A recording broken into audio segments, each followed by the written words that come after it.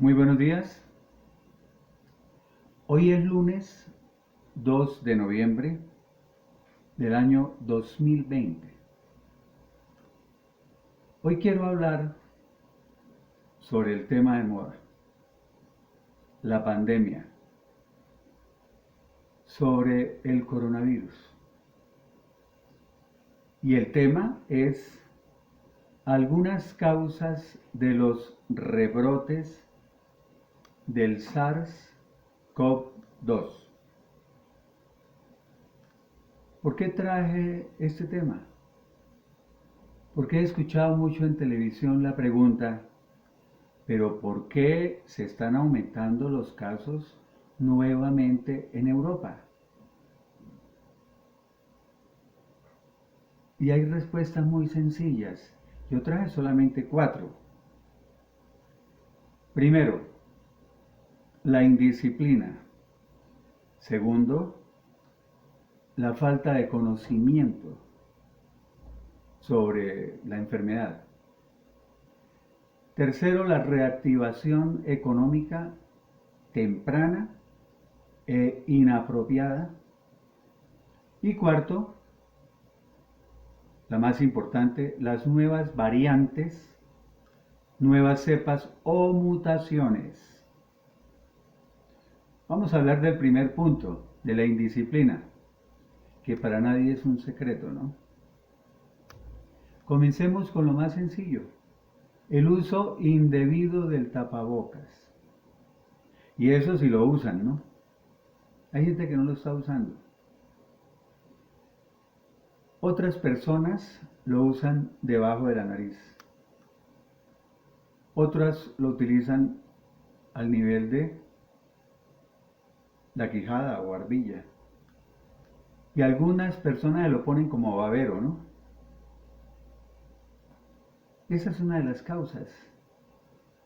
Porque es que solo al hablar, no más por hablar, yo estoy expulsando, si tengo el virus, lo estoy expulsando con solo hablar, con solo respirar lo estoy expulsando.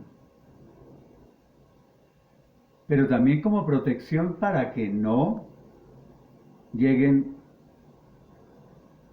y penetren los virus a través de la boca, la nariz y los ojos, que son las tres vías de entrada.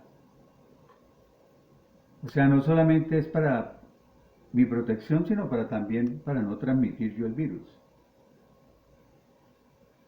La falta de distanciamiento, eso no se está guardando en ninguna parte. Entra uno a un supermercado, está comprando algo y al ratico ya tiene varias personas alrededor tratando de coger lo mismo que uno está cogiendo. Eh, Hay sitios donde la gente se, se reúne, ¿sí? Se reúnen 4, 5, 6 personas en un sitio a hablar sin tapabocas y a menos de 1 metro de distancia. Y en ninguna parte hay la distancia. Eso es muy raro ver donde guardan los 2 metros de distanciamiento. Otra cosa muy importante es las marchas de protesta. Estas organizaciones, las centrales obreras, FECODE, haciendo marchas. Hace poco tuvimos aquí en Colombia lo de la minga indígena. 7.000 hombres llegan a Bogotá. Y hay gente que todavía sale a defenderlos, a decir, no, pero ellos estaban con todos los elementos de bioseguridad. Ay, hombre, si venían gritando por las calles. Y cualquiera sabe que no, el hablar fuerte aumenta el riesgo de expulsar virus. Cuando se grita, cuando se canta, eso tiene un efecto aerosol. Salen esos virus con mayor facilidad. Entonces, eso de la minga indígena. Y ahorita para este mes de noviembre ya hay programadas tres marchas, ¿no? De las centrales obreras, de FECODE, me imagino que ahí se unirán los estudiantes. eh, bueno, en este momento acabó de llegar una caravana, de eso sí no estoy muy enterado, pero llegaron ayer y con, con los disidentes de las FARC, que vienen a protestar también. Lo de los bares y las discotecas, los moteles, las fiestas clandestinas consuetudinarias, porque aquí en Colombia son fiestas continuas, una tras otra. Yo recuerdo hace como 3 meses que comenzaron con el afán de abrir los bares, las discotecas, los moteles, todas esas cosas. Recuerdo que en Cali, el alcalde, que debe ser bien pachanguero, como dice la canción, ¿no? Cali pachanguero, empezó a decir que iban a hacer fiestas, o hicieron fiestas jugo el hulo, que era una fiesta donde no se iba a ingerir licor, sino jugo el hulo. ¿Cuántas hicieron? Una. El siguiente fin de semana ya la hicieron con aguardiente y con todo. Otra cosa que dijo el alcalde fue lo de cerrar calles para que se pudieran celebrar fiestas en las calles. Y así comenzaron. En el mes de septiembre, recuerdo, me causó gracia, que dijo, no, no, los moteles también tienen que entrar ya en funcionamiento. Y entonces para el Día del Amor y la Amistad, abrieron los moteles, preciso ese día. Al otro día salió en el noticiero que, mejor dicho, no dieron abasto los moteles. Eso eran filas para entrar a los moteles. Hay que con la condición de que no fueran más de 3 personas por habitación, ¿no? El Halloween, que fue hace 2 días, aquí en Colombia, salió la alcaldesa y dijo, no, yo aspiro a que la gente en Bogotá se va a comportar muy bien, ¿sí? Estoy seguro de ello. Hubo en Colombia más de 1000 fiestas clandestinas. O sea, imagínense en el país más de 1000 fiestas clandestinas. Entonces alguien puede decir, pero dijeron que se podía celebrar en la casa. Sí, pero en familia, 3, 4, 5, 6 personas. Cuando hablamos de fiestas clandestinas son fiestas de más de 50 personas, que es lo permitido. Y esos 50 personas, en mi opinión, para mí es bastante. 50 personas, multiplíquelo por 4, son 200 por cada, son 200 personas que se pueden contagiar facilito. Multiplique por 4 cada persona. Eso se utiliza en epidemiología, multiplicar por mínimo por 3, por 4 o por 5. El Halloween. Las fiestas eran de más de 50, 100, 200 personas, muchas de ellas. Hubo violación del toque de queda en los municipios que pusieron el toque de queda. Eso se lo pasaron por la faja. Hubo bares y discotecas, no todas, pero muchos bares y discotecas sellados por violación de las normas.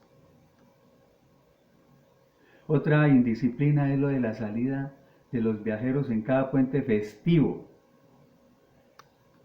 El problema es que salen hacia lugares no COVID, o sea, municipios donde no había COVID, y empezaron a viajar. Y ya empezaron a crecer los casos en esos municipios.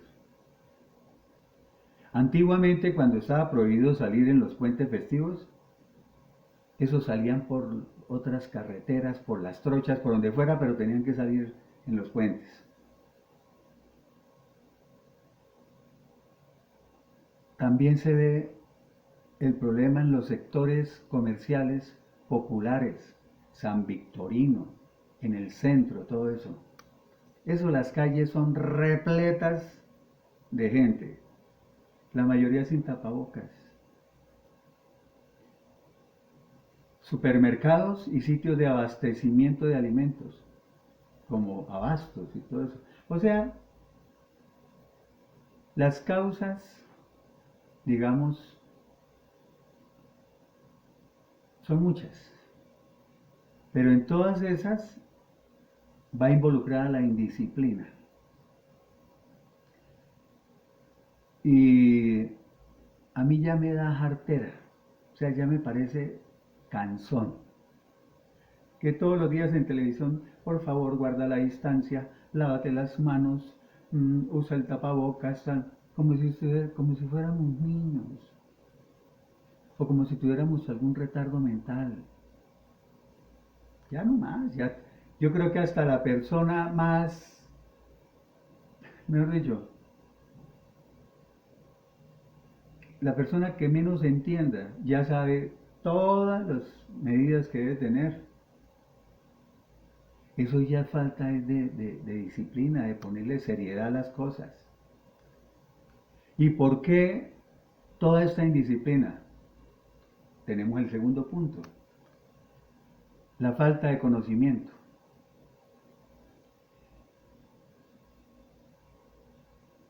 Sobre todo en los jóvenes. Jóvenes me refiero a personas menores de 50 años, ¿no? Y especialmente los que están entre los 15 y los 30 años. Ellos tienen la absoluta seguridad de que nunca se van a enfermar,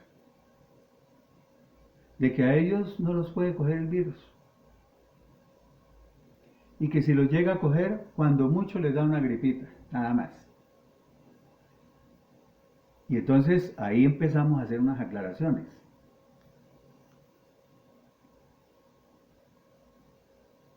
El 80% de las personas, el 80%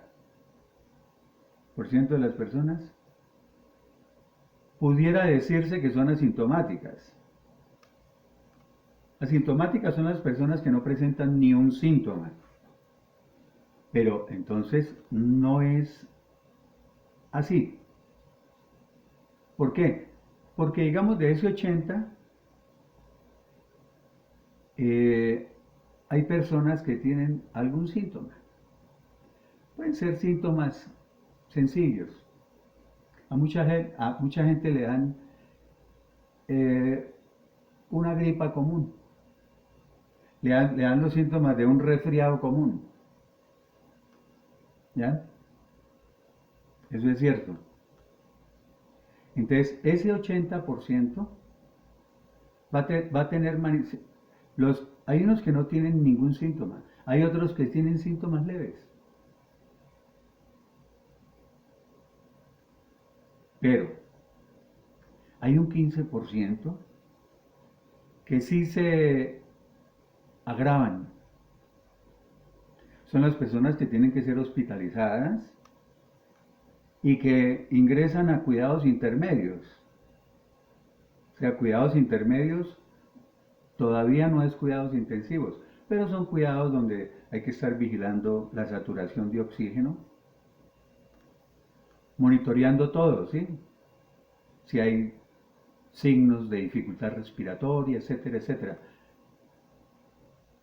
Hay un porcentaje de personas, de enfermos, dentro de ese 15% que están en cuidados intermedios, que pasan a cuidados intensivos.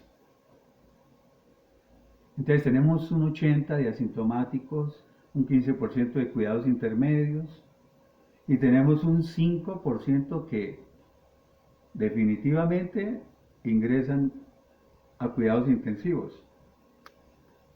Y de ese 5% de cuidados intensivos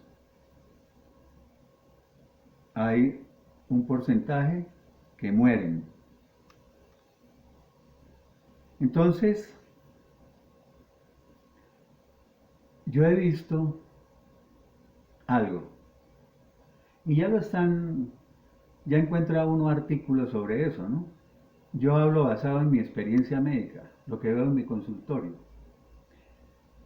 El coronavirus o el COVID-19 se está presentando de muchas maneras, de diversas maneras, con diferentes sintomatología. ¿Ya? Por ejemplo, me han llegado varios casos que parece una gastroenteritis. Gastroenteritis hay bacterianas, hay de todo tipo. Parece una gastroenteritis, le dicen, no, tengo diarrea, tengo vómito, náuseas, pérdida de apetito. Entonces, cuando uno comienza a interrogar al paciente para hacer la historia clínica, el interrogatorio, uno comienza a hacerles otras preguntas. Y entonces cuando uno empieza a preguntar, encuentra cosas interesantes, ¿no? Por ejemplo, que esa diarrea lleva 3 meses. No es que yo tengo esta diarrea hace 3 meses. Ya consulté a mi seguro social, me han pedido coprológicos, coproscópicos, me han hecho esto, me han pedido exámenes de si sé cuándo, de no sé qué. No sale nada. Me han mandado antiparasitarios, o sea, los purgantes que mandan para los helmintos o lombrices y tal cosas. Y no se me quita. Y resulta que en el interrogatorio llega uno a enterarse que el paciente, 3 meses antes de ir a la consulta, o 4 meses antes, o sea, el tiempo que lleva la diarrea, él tuvo una gripa. Dice, uno le pregunta, aparte de eso, ¿ha tenido otros síntomas? ¿Ha tenido alguna enfermedad en estos meses? Pues hace como 3 o 4 meses tuve una gripa, pero una gripa simple. Yo actualmente les estoy diciendo de una vez, eso fue COVID y lo que tiene ahorita es una secuela. Porque he visto, en mi experiencia, que se está presentando de forma asintomática, ¿cierto? En muchos pacientes. No tienen síntomas. Algunos les dan unos pocos síntomas que no fueron importantes, pasaron desapercibidos. Pero están llegando con las secuelas. Y he tenido bastantes casos. Señoras que me dicen, no, tengo hace 2 meses un dolor intenso de cabeza, dolor de cabeza intenso, no se me quita ni de día ni de noche. En el interrogatorio, ¿qué le pregunta a uno? ¿Usted sufría de migraña? No. Este dolor de cabeza lo tuvo toda su vida porque sabemos que las mujeres sufren mucho dolor de cabeza durante toda su vida y desde muy jóvenes. No, yo no sufría nunca dolor de cabeza. ¿Nunca tal cosa? No. Me apareció fue hace 2 meses.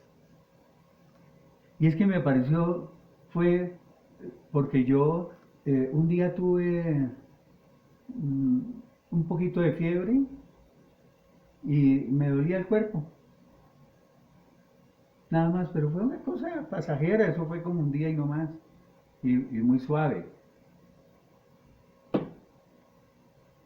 Otra que llega con secuela. Yo sé que para algunos es difícil entenderlo. Yo como médico, para mí ya hoy es completamente comprensible y fácil decirle al paciente, tuvo COVID, ¿ya? Bueno, otros llegan, me han llegado 2 pacientes mayores de 60 años. Tengo una debilidad tremenda, no me puedo casi parar de la cama, de la debilidad. Y pérdida del apetito. ¿No más? No, no más. Y empieza uno con estos 3 pacientes que les he mencionado, el de la diarrea, el de la señora del dolor de cabeza y todo, cuando uno empieza a interrogarlos por los diferentes síntomas de COVID, ¿tuvieron o tienen síntomas de COVID? Por ejemplo, el de la diarrea me dijo, sí, cuando le dije el olfato y el gusto. Le dije, ¿usted ha perdido el olfato? Me dijo, uy, sí, doctor.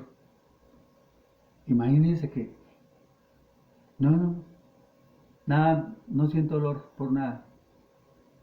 Y el gusto, pues también le quería comentar eso. No tengo sabor, no, nada me sabe.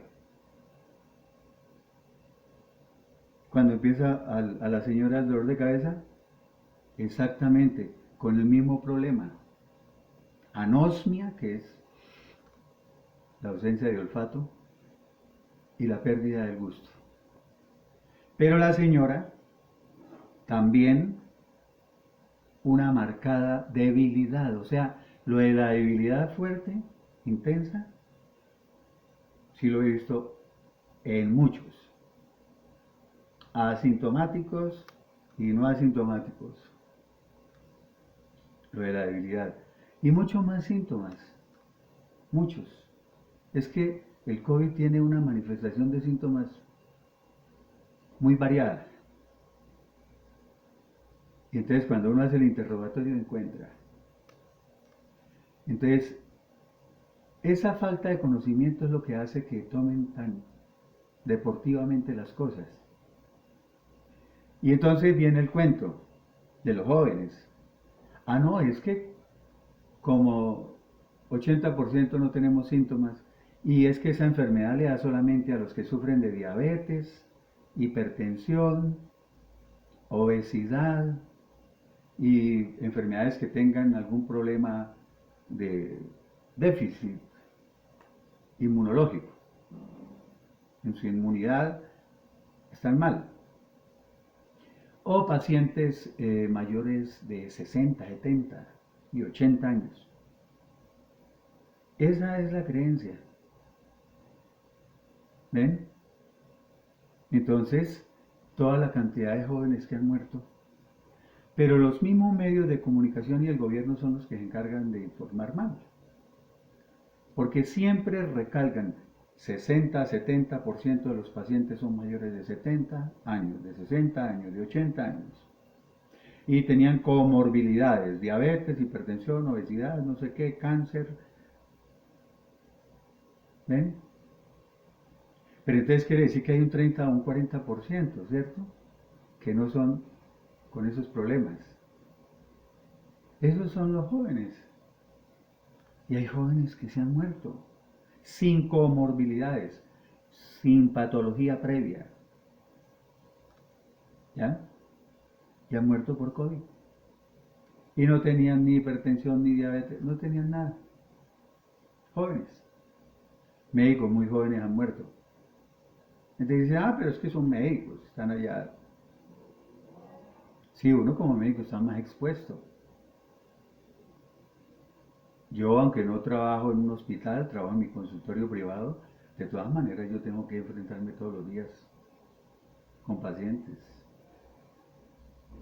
Entonces, sea médico o no médico, de todas maneras hay que tener los cuidados, ¿cierto? Entonces, es falta de conocimiento de la enfermedad. Y el problema es el siguiente. Supongamos que, bueno, sí, a todos los jóvenes o muchos pacientes, el 80% les da solo algo pasajero. Pero es que créanme que me tiene preocupadas las secuelas en esos pacientes. Y en los que han tenido el COVID manifiesto y con hospitalización y todo peor. Las secuelas son peores. Pero entonces, digamos, en los jóvenes y en los que tuvieron algo simple. ¿Usted se imagina el día de mañana una sociedad con un poco de jóvenes llenos de secuelas? Que la debilidad, que el dolor de cabeza, que es que tengo diarrea y no se me quita, y que tengo aquello y que tengo... Eso baja la productividad en el trabajo.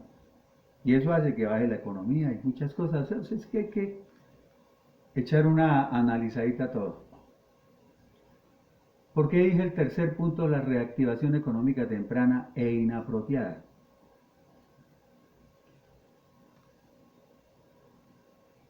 Y alguien va a decir, ah, ¿usted es de los que dice que teníamos que morirnos de hambre entonces? No, no porque yo voy en el mismo paseo, yo estoy en la misma fiesta.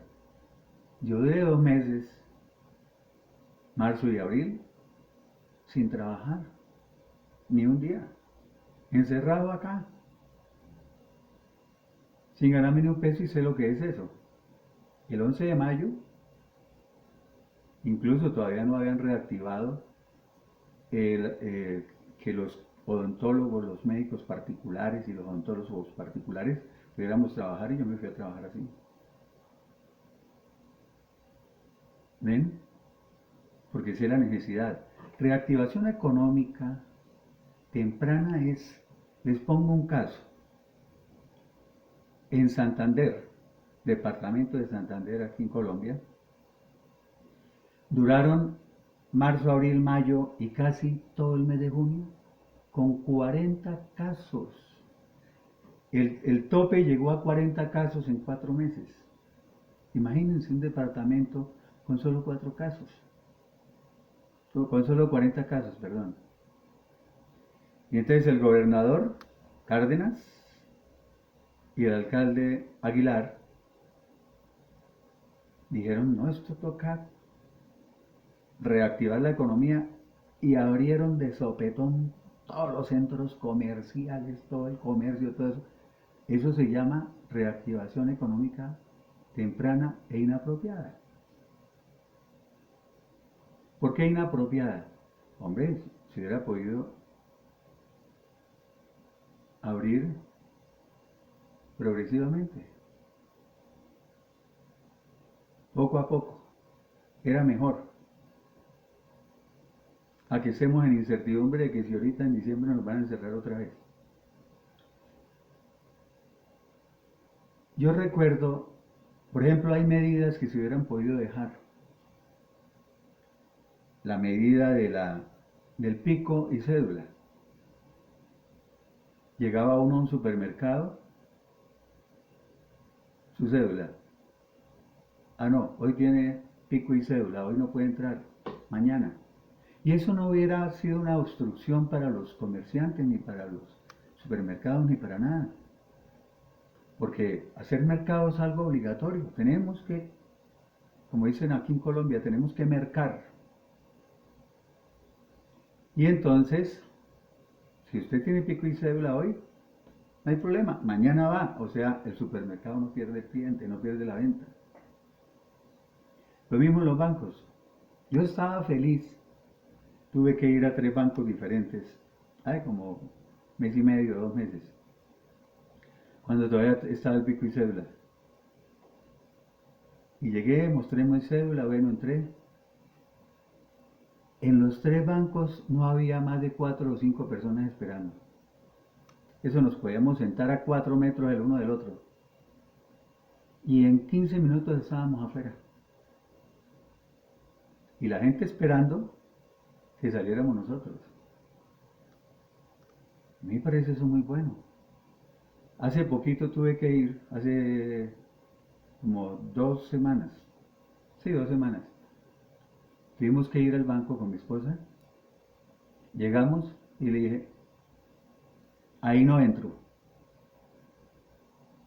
no me voy a arriesgar a salir con COVID de una vez. No entro. Y listo. Entonces, hubo unas medidas buenas. No sé por qué las quitaron y que todo el mundo para la calle, todos a trabajar. Hombre, preferible uno empezar el trabajo progresivamente, de pronto ganar un poquito menos de dinero, pero ir a la fija, a lo seguro, ¿ya? Sector por sector. Pero es que yo recuerdo que, no sé si fue hace como un mes y medio, 2 meses, donde prácticamente todo el mundo a la calle, todos, subieron los casos. Ahorita en Colombia, eh, hace 2 o 3 semanas, empezaron a bajar los casos. Incluso llegamos a 5.000 casos, 6.000, 7.000, entre 5 y 7.000. Y empezaron las marchas, y empezó todo eso, vino uno a la minga y todo. Ahora no me vayan a lapidar porque dije lo de la minga, porque eso es pecado aquí en Colombia ir en contra de la minga. Vino la minga y todo eso, y entonces ya llevamos 4 días. De estos 4 días, el primero, o sea, fue el domingo, sábado, viernes, jueves. El jueves fueron 11.000 y pico de casos, saltó de 8.000 a 11.000 y pico. Ya había subido a 8.000, ¿no? Varios días en 8.000. Subió a 11.000 de un día a otro. El siguiente día fueron 10.000. Tercer día fueron 11.000. Ayer fueron 9.000. Pero los muertos, esos sí vienen hace como un mes, 2 meses, entre 150 y 200 muertos. Algunos días ha pasado de 200 muertos. Ayer y el viernes hubo un poco más de 200 muertos. Entonces, ya nos acostumbramos a que, pero 200 muertos, eso no es nada, ¿no? Si sacamos el índice de mortalidad, si sacamos el porcentaje y empiezan con las cuentas, ¿no? Es bajo ese índice, ese porcentaje de mortalidad es muy bajo. ¿Sí? Yo le diría a una persona que me diga así, le digo, sí, porque ahí no estaba tal vez su abuelita, ¿no? Su mamacita, en esos 200. Aparte de eso, escuché una señora que trabaja en la emisora, la Blue, de radio, ¿no? Que dijo, no podemos desconocer que 150 a 200 muertos diarios desde hace... Es bastante. Es como si todos los días despegara un avión de aquí del aeropuerto El Dorado con 180 pasajeros y todos los días se cayera. Todos los días se cayera un avión con 180 pasajeros. Porque ahí sí nos parecería mucho. O cuando se cae un avión con 200 pasajeros nos parece que nos estamos acostumbrando. Y por eso es que vienen lo que llaman los rebrotes.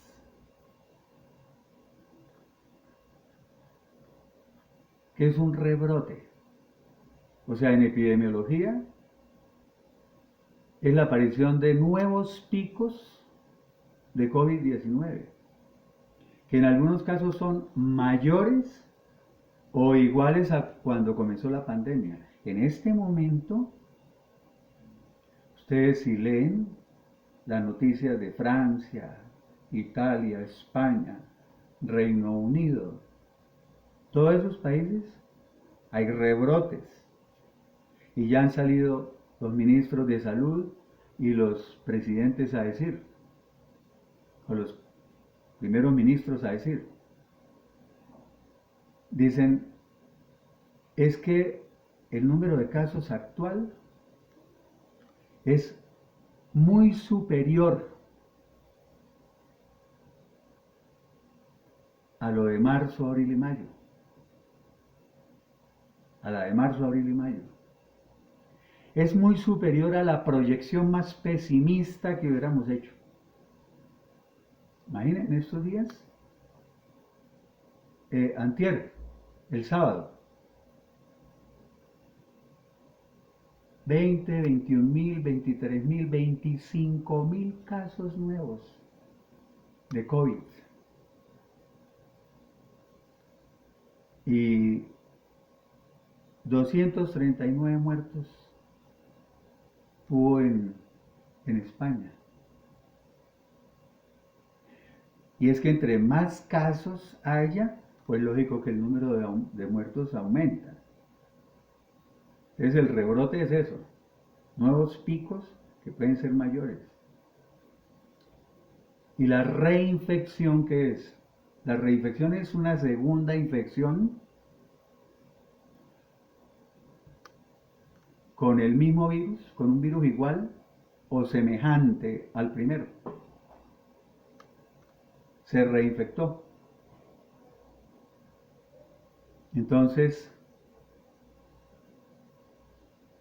ahorita vamos a hablar de eso, de lo que está sucediendo en Europa. ¿Qué pasó con el coronavirus?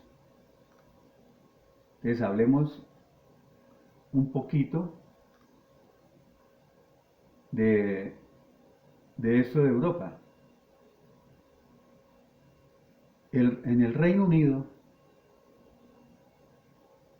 ahorita va a haber un confinamiento total en Inglaterra durante un mes,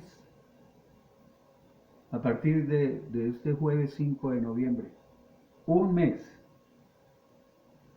Se van a cerrar bares, discotecas, todo lo que no sea esencial. Va a seguir funcionando solo lo esencial.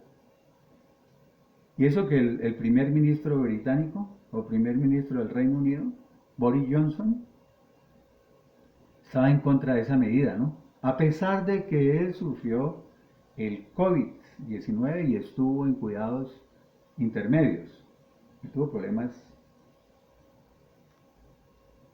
de dificultad respiratoria y todo eso, pero no alcanzó a estar en cuidados intensivos. ¿Y por qué se pusieron tan alarmados? Porque resulta que este país acaba de superar el 1.000.000 de casos confirmados por laboratorio de que son COVID-19, ¿no? O sea, hasta el sábado 31 de octubre, en el Reino Unido había registrado 1.011.660 infecciones. Y el sábado tuvieron 21.915 casos nuevos en esas últimas 24 horas. Con 1.011.000 ya todo el mundo para adentro. Hay unos sectores que no, los colegios, universidades no, y los esenciales tampoco, pero todo eso, bares, discotecas, que espectáculos, que cerradito otra vez. Con 1.011.000. Aquí en Colombia llevamos ya vamos para 1.100.000 casi. Y ahí estamos frescos. ¿Ya? Entonces, hay una, me acabo de acordar de una cosa. Hay gente que piensa que cuando dicen, hoy el Instituto Nacional de Salud reportó 10.000 casos en Colombia. Y la gente piensa que es que solamente 10.000 casos en Colombia hubo. No, eso hay que aclararlo.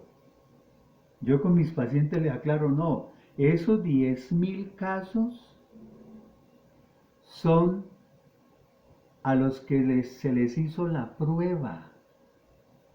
O sea, los casos testeados, como se dice. ahí no está toda la población de 50 millones. Los casos testeados,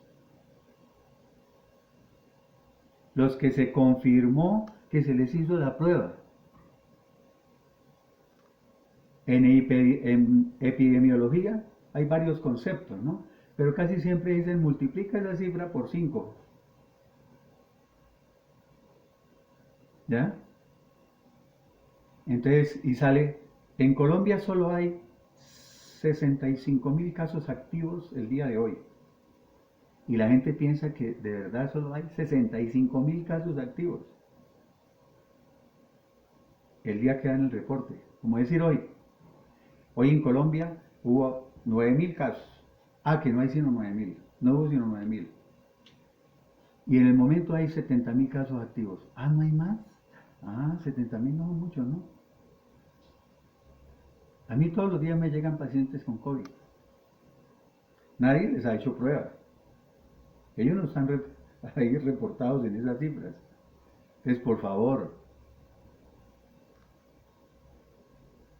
dijo Boris Johnson, literalmente, palabras textuales, ningún primer ministro responsable puede ignorar el mensaje de estas cifras. Y agregó Johnson en una conferencia de prensa, el virus se está propagando más rápido que en el peor escenario proyectado por nuestros asesores científicos. Y esto es una información de la BBC, ¿no? BBC de Londres. Entonces,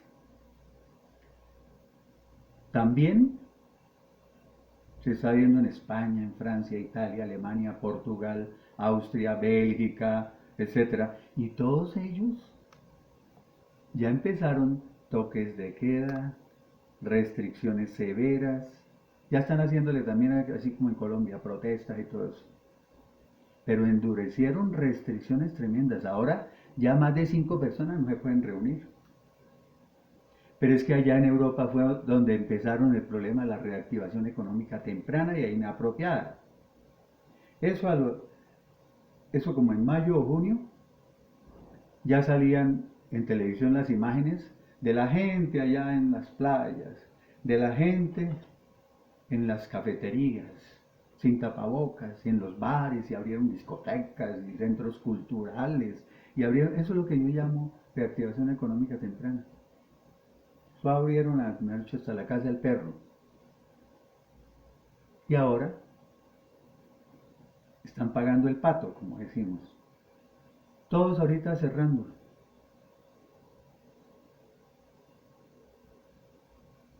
Y ya salieron, aquí ya salió el presidente Duque y la alcaldesa de Bogotá, Claudia López. Dijeron, aquí no va a haber más confinamientos. Aquí no va a haber más cuarentenas. No se va a cerrar la economía. Listo, listo, no hay problema. Así decía Boris Johnson, ¿no? Boris Johnson estaba en contra y ahí le tocó. Bueno.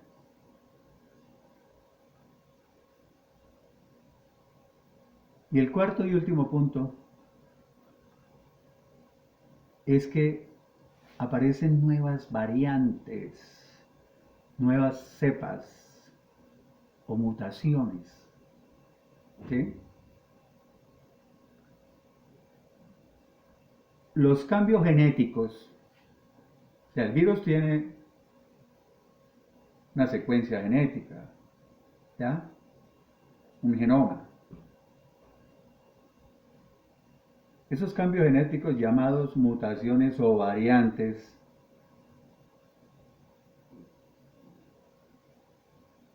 y aclaro, cepa, cuando dicen cepa es un término usado a veces en microbiología y en todas estas áreas de la salud, epidemiología y todo eso, como variante, cepa o variante.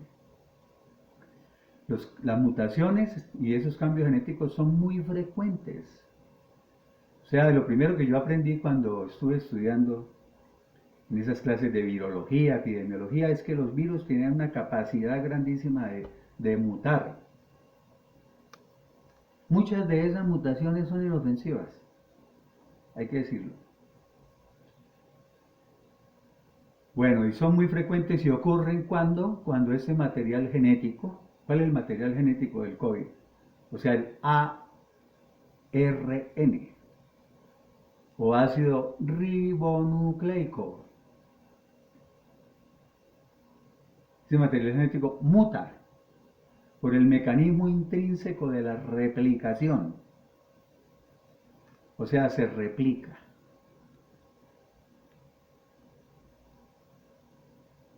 ¿Ya? Porque cuando el virus va haciendo copias de sí mismo, la enzima que replica su genoma comete errores. O sea, ocurren las mutaciones. O sea, para hacerse una idea, podrían considerarse como errores tipográficos que ocurren durante el proceso de las fotocopias. O sea, el virus penetra en la célula humana y empieza, eso es un proceso, la verdad es, para mí puede ser fácil, para una persona que no tenga conocimientos pues es difícil, pero entra a la célula y utiliza la célula. Llega una enzima y todo eso y comienza una replicación, como una fotocopiadora. Él comienza a sacar copias de sí mismo, empieza a replicarse. ¿Ya? Pero la enzima que está involucrada en esa replicación comete errores. Entonces empiezan a salir copias defectuosas. ¿Ya? Como cuando usted está en la tipografía y dice, ay, estas me salieron muy borrosas, ay, estas me salieron con manchas de tinta, ay, salen defectuosas las copias. Esas son las mutaciones. ¿Ya? Antes que se me olvide algo, quiero decirlo, la indisciplina también es fomentada por algunas personas influyentes. ¿A qué me refiero? Ayer vi a un predicador que es muy famoso,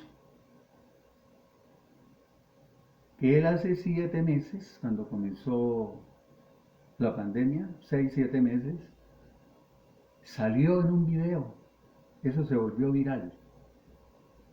Y dijo, yo no sé por qué le ponen tanto misterio a esto. Es un predicador muy famoso, eso lo ven millones, tiene millones de seguidores. Yo no sé por qué le ponen tanto misterio a esto. Esto es una simple gripa. Eso se toma uno una agüita de Jamaica y una solución de electrolitos. Y ya, espera que le pase la gripita. Así lo dijo. Y lo oyen millones de personas y lo siguen millones de personas. Eso no es correcto. Yo compartí ese video. Ahí está en mi página de Facebook. Y después de que le llovieron, le dieron, como decimos en Colombia, le dieron raqueta por esos comentarios, yo también le di raqueta, o sea, me pareció irresponsable. Anoche fue la primera vez que pudo predicar en su iglesia, porque ahí dijo varias cosas que denotaba, sí, está el distanciamiento de las sillas, es otro país, o sea, aquí no se permiten más de 50 personas en la iglesia.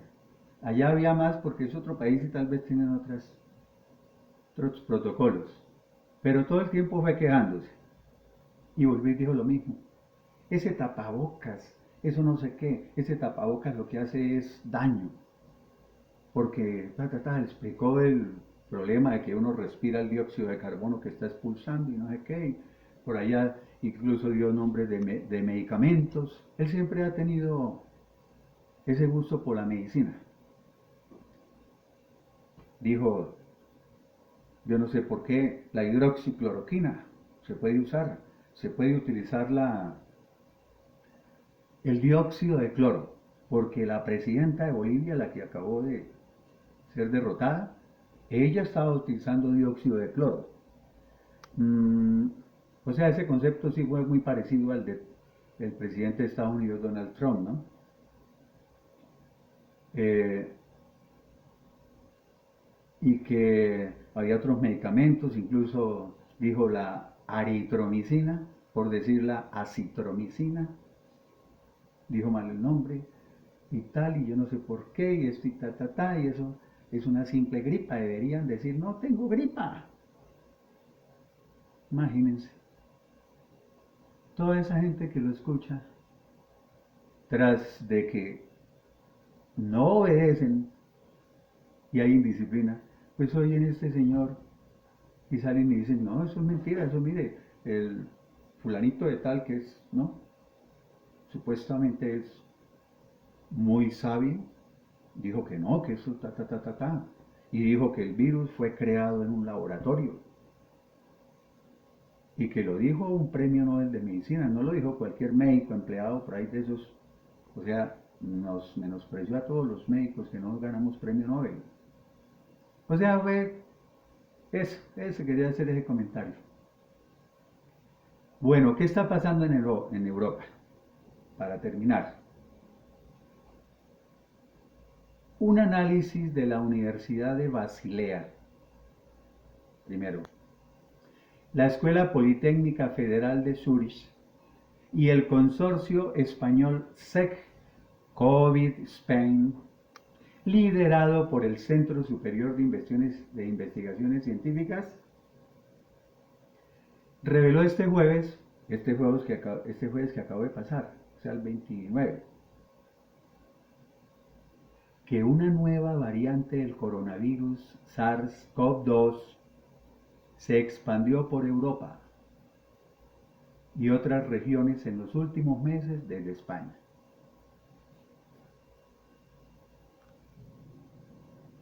Esto hay que creerlo porque no son fuentes chichipatas, como decimos en Colombia, son fuentes muy serias. Sí, lo están diciendo los grandes científicos del mundo. Entonces, una nueva variante. Los investigadores bautizaron esta mutación o esta nueva variante como 20A.EU1. Anótenla para los que les gusta investigar. Y tienen que investigar, tienen que leer, así no sean médicos. 20A.EU1, la cual corresponde a una mutación específica dentro de las muchas que presenta el SARS-CoV-2. Y los análisis, esos son estudios genéticos profundos, eso no es que no son estudios genéticos profundos. Los análisis señalan su presencia en un 80 a 90% de los nuevos casos en España, Francia, Gran Bretaña, Bélgica, Suiza, Irlanda, Noruega y Letonia.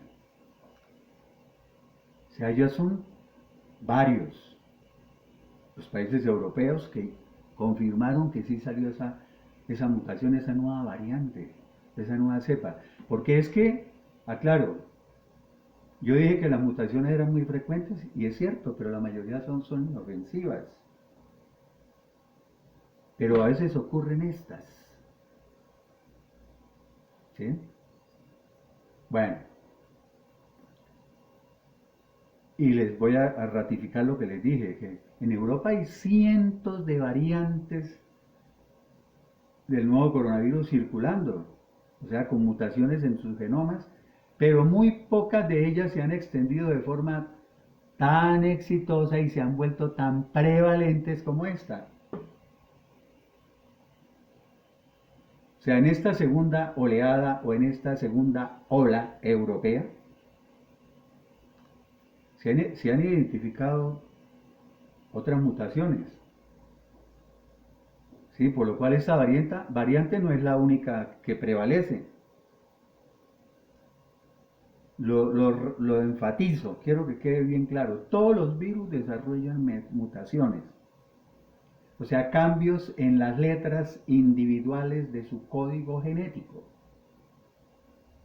que pueden agruparse en nuevas variantes y cepas. Y otros estudios que leí, médicos, que se ha identificado otra mutación en SARS-CoV-2 llamada D614G. D614G, que se cree que hace que el virus sea más infeccioso. O sea, y tengo que hacer más aclaraciones, a veces las mutaciones pueden ser iguales que en el sentido de la manifestación clínica. A veces pueden ser más agresivas y a veces pueden ser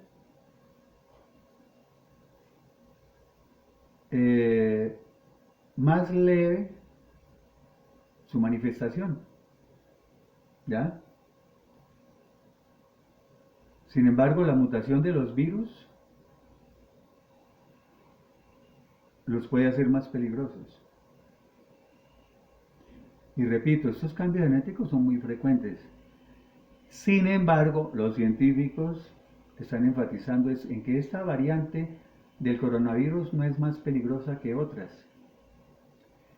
E insistieron en que es muy poco probable que esta mutación los vuelva más agresivos. ¿Ya? Sin embargo, cuando los científicos dicen así, es mejor, ¿no?, ser un poquito más prudente. Parece que hay que tener prudencia con todas las opiniones que se saquen sobre este coronavirus, que ya se tiene un buen conocimiento, pero todavía falta mucho por conocer. Recuerden, por ejemplo, todas las cosas que se dijeron al comienzo y que tuvieron que revalorar. Por ejemplo, el uso del tapabocas. Yo recuerdo hace meses, casi al comienzo, dijeron el tapabocas no lo tiene que utilizar nadie. Después que el tapabocas lo tenían que utilizar solo los enfermos. En esa época está en Facebook. Hace 4 o 5 meses yo escribí, es obligatorio que el tapabocas lo usemos todos. Y puse un ejemplo del Transmilenio, el transporte masivo aquí en Colombia. 200 personas así, pegadas, el uno respirándole al otro ahí en la cara. Y de vez en cuando un estornudo, ¿no? Sin embargo, después, que obligatorio en todos, tuvieron que echar para atrás lo que han dicho al principio. Lo de la transmisión por el aire. Ya hay muchos estudios que sí hay transmisión por el aire. Que cuando una persona estornuda, hay un efecto de aerosol y pueden quedar los virus en el aire. O sea que yo puedo llegar y estornudé en este momento y dentro de 5 o 10 minutos, claro que puede persistir por más, 5 o 10 minutos llega y entra alguien y se lo comió. ¿Ya? Entonces, diversas investigaciones de estas que estuve leyendo ya le encontraron cambios en su huella genética, como la hallada en España, que estamos hablando, esta variante. ¿Ya? Las mutaciones tienen malas reputaciones, pero ya les dije que son muy comunes, ¿no? Y más en los virus del tipo ARN, los que son ácido ribonucleico, su material genético. Diferente del DNA, que es ácido desoxirribonucleico. El ARN como los de la influenza, el VIH, y este es SARS-CoV-2. Bueno, entonces, eso es lo que está pasando. Esta nueva variante fue la que se disparó en junio, dicen ellos. Y más que todo fue por la cuestión agrícola en los campos y todas las cosas, pero lo atribuyen también al turismo cuando se abrieron los aeropuertos, porque se originó en España, pero llegaban los turistas de otras partes, se lo ganaban en España y después se iban para Alemania. Alemania también está en el cuento ahorita. Se lo llevaron para Alemania, para Italia, ¿verdad? Y ahí se seguirá propagando. Como aquí también vienen italianos, españoles, todo eso. O sea que así como ocurrió lo de la pandemia aquí en Colombia, ¿cómo fue? Empezó eso en Europa, mejor dicho, y aquí en Colombia nosotros nada. Primeros días de marzo y nosotros nada. Eso tuvimos enero, febrero y marzo, 3 meses para ver todo lo que estaba pasando en Europa. Y ya pensábamos que incluso no nos iba a llegar. Lo que pasa es que nos tocó casi de últimos. Con esto puede suceder igual. De pronto nos va a tocar también. Y nos va a tocar también entre los últimos que llegue a esa segunda ola. Aquí en Colombia todavía no hay segunda ola. Aquí lo que pasa es que los picos se han manifestado según las regiones en diferentes momentos. Por ejemplo, Santander, lo que les contaba, 40 casos hasta junio, pero después comenzó a subir. Ahorita llegaron al pico, hasta ahora. Bogotá, por ejemplo, ya habíamos superado el pico, pero ahorita está comenzando a subir, ¿no? ¿Ven? Entonces, y lo de las vacunas. ¿Qué son las vacunas? Las vacunas es, digamos, una sustancia, un medicamento biológico, una preparación que se introduce en el organismo. ¿Para qué? Para que él produzca defensas, los anticuerpos, los linfocitos T y todas esas cosas.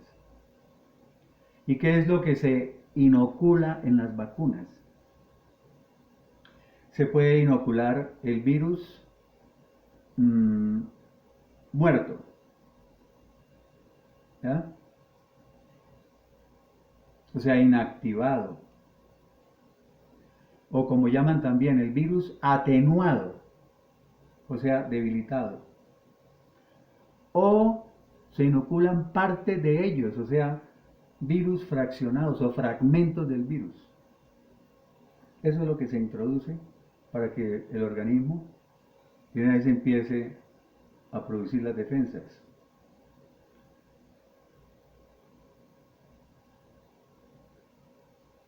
Esa cantidad de las vacunas son cantidades muy pequeñas, ¿no? Y muy seguras. Y repito, son virus o bacterias que han sido debilitados o destruidos, o muertos, inactivados, o atenuados, o sea, debilitados. Acuérdense de eso. O virus fraccionados, solamente fragmentos. Esto que inoculan es lo que llaman antígenos. Esos son los antígenos. Lo que se inocula. Así son antígenos. Y, así como a manera de información rápida, las vacunas no solamente previenen enfermedades infecciosas, ¿no? Esto es de cultura general, médica, sino también pueden prevenir algunos tipos de cáncer. Acuérdense del VPH, la vacuna VPH, el virus del papiloma humano. También es una vacuna. Y los términos de vacuna y vacunación, esto es interesante. Los términos de vacuna y vacunación los introdujo Louis Pasteur. Y provienen esos términos de vacuna y vacunación de la palabra latina vacca con doble C. Vacca con doble C. ¿Por qué? Porque Edward Jenner, yo lo pronuncio así, no sé si será así, Edward Jenner, con doble N, Edward Jenner fue el pionero de esta práctica, porque él inoculaba el virus de la viruela de la vaca. ¿Sí? Esas eran las vacunas. Metía el virus de la viruela de la vaca. Entonces, la palabra latina vaca, de ahí surgieron los términos vacuna y vacunación. Por eso ustedes oyen decir el ganado vacuno.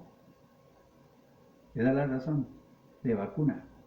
Entonces, el ganado vacuno se refiere a las vacas, toros y bueyes. El ganado porcino se refiere a los cerdos. El ganado ovino se refiere a las ovejas. El ganado caprino se refiere a las cabras.